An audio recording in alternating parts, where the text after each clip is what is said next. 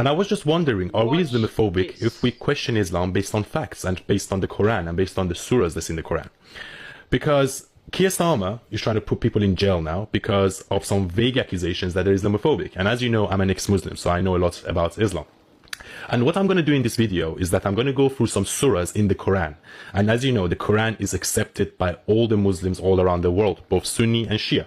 Right? I'm not going to go through the hadiths and I'm not going to go through the life of Muhammad because that's 1,000 times worse. I'm just going to go through the Quran. And I really want to know, are we Islamophobic if we question the surahs in the Quran?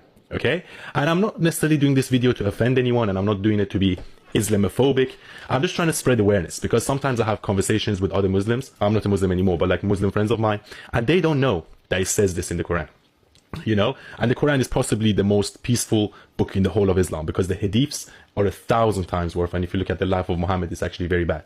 So I'm doing this video to spread awareness. And look, I know that all religions have some dark parts about them. If you look at the Old Testament in Christianity, there's a lot of dark things in there as well, and also the Torah. But then the difference between Christianity and Islam is that Christianity went through its own age of reform and enlightenment and renaissance, and they learned to separate church and state. The problem with Islam is that Islam is an absolutist religion where Muslims believe this is the word of God, aka Allah, and no man can ever question the word of Allah, which is extremely problematic, and it has no place in any civilized culture. So I'm going to go through the verses and I want you to make up your own mind. Okay, so let's go through it one by one.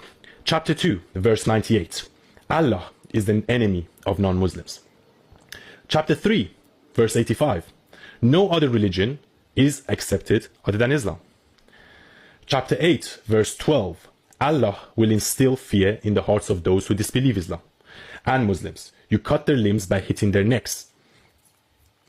And as you know, why do terrorist organizations such as ISIS, such as Boko Haram, even Taliban behead people? Where do you think they get that from? It says in the Quran. Chapter 3, verse 118. Make only Muslims your intimate friend. Chapter 3, verse 28. And chapter 9, verse 23. Do not make friends with non-Muslims.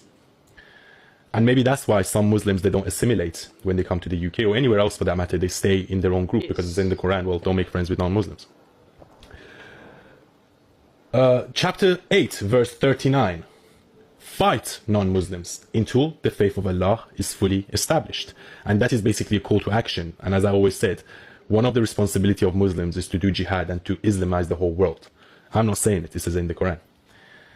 Chapter 22, verse 30. Idols are filth. Chapter 9, verse 5. Ambush and kill